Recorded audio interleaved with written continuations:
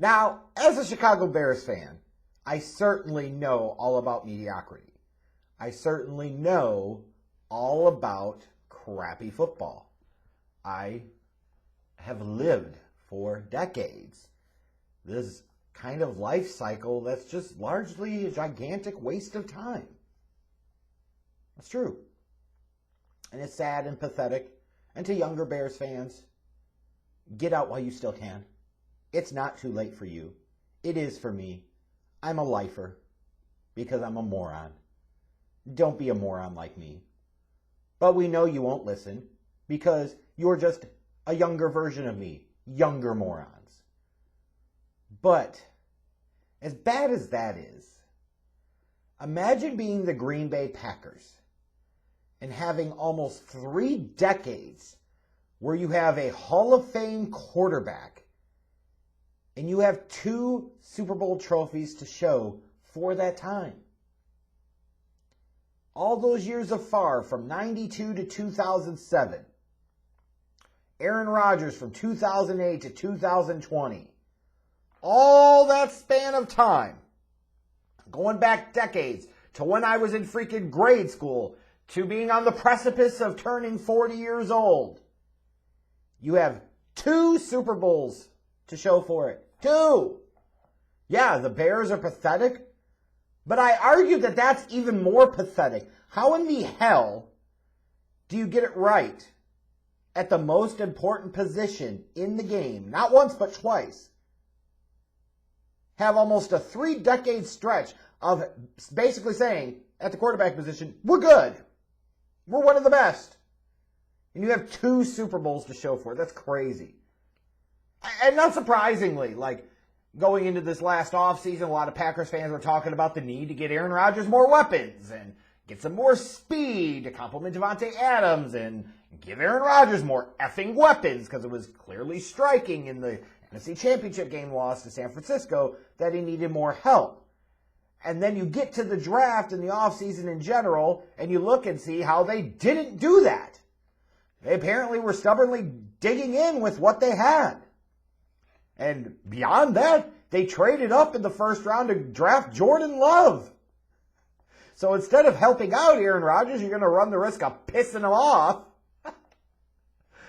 and give him a guy that's going to sit on the bench for several years. Now, in the long term, we'll find out whether this pays off. The Green Bay Packers have earned as an organization the benefit of the doubt, at least when it comes to the quarterback position. You know, with Brett Favre, and then when they had Favre, they drafted Aaron Rodgers, and he sat for 3 years.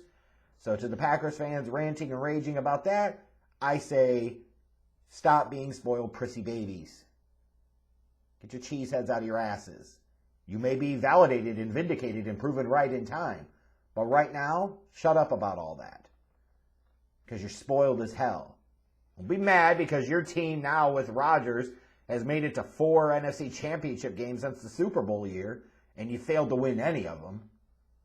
You know, it's crazy to me. Like, Aaron Rodgers had an MVP season. You went 13-3 in the regular season. The road to the Super Bowl went through Aaron Rodgers and the Packers and Lambeau Field. I fully expected and thought that this Green Bay Packers team was going to go to the Super Bowl. The late season injury to David Bakhtiari, the elite left tackle, certainly did not help matters. But even when I looked at him in the divisional round against the Rams, who had a top flight defense, I said, you know what? This Packers team, they got Tampa, yes, but it's Tampa, it's in Lambeau, like, got to feel pretty good about it. But then when you got to that game, you realize their defense really couldn't do shit to stop the Bucs offense. So that was a problem. And then imagine being down 8 with less than 3 minutes to go. It's 4th down. You're deep, deep in Buccaneers territory. Yeah, it's not a sure thing. It's not a gimme. But instead of trying to go for it with a Hall of Fame first ballot quarterback and saying, hey, we need a touchdown and 2, we need 8 points to tie this game up, this might be the last chance we have with the ball, we have to try and score a touchdown here, your dumb dick head coach chicken shits out and decides he's going to kick a field goal. Just so you could go down 5, kick the ball off, and never get the ball back. Complain about the officials, the refs, and make all these other lousy excuses, and it's just that, they're lousy excuses. But how many times, if you're the Packers, can you get back to the same spot of the NFC Championship game and fail to get the job done? I mean, you wasted what could be potentially, who knows, the last truly great elite year out of Aaron Rodgers. It's unlikely. He'll probably have a couple more. But he played at an MVP level. 48 touchdown passes, only 5 interceptions. That's the quality of play you're getting out of the quarterback position when you intentionally set out to not surround him with weapons in the offseason. He responds with a vintage, arguably best season of his damn career, and you can't figure out a way to get to the Super Bowl? You get Aaron Jones having a great year in a contract year. Davante Adams has the best season of his career. You get all these big-time performances out of your key players on offense, and you can't get it done? Unbelievable. And defensively, like, you knew this was kind of fool's gold under Mike Pettin. Statistically, they looked kind of good. They were 7th in the league in passing yards allowed and 9th in total yards allowed. So you're talking about a top 10 unit in theory statistically. But their pass rush wasn't quite the same that it was the previous year. Their secondary was soft as Swiss cheese, and you certainly saw that in the NFC Championship game against the Bucs. Like, it came up and it bit him in a big-time way. So it's not a surprise that Mike Pettin was shown the door as defensive coordinator after the season. But by then, the damage has already been done. And now you look and you say, okay, what do you do now? You're up against it when it comes to the salary cap. Aaron Rodgers is going to be another year older. You got decisions to make with free agents, a lot of them on the offensive side of the ball. Aaron Jones, are you going to pay him? Are you going to run the risk of letting him walk out the door? Allen Lazard, Robert Tonyan, Mercedes Lewis. You know, some of these might not seem like big names, but in their roles in the Packers offense, they were players. You know, Corey Linsley. So you talk about several guys on that offense that you got to make big decisions on. And you still have needs on the offensive side of the ball. But it's interesting and ironic to me that all the focus on the drafting of guys like A.J. Dillon and the tight end from Cincinnati, who really were non-factors when it really mattered. You know, when you talk about that draft class and you say they failed to give Aaron Rodgers weapons on offense and that's reckless stupidity, yeah, I don't disagree with that. However, when it came down to it, it was their inability to cover, especially Kevin King's ass getting consistently roasted against the Bucs, that ended up being the reason they lost.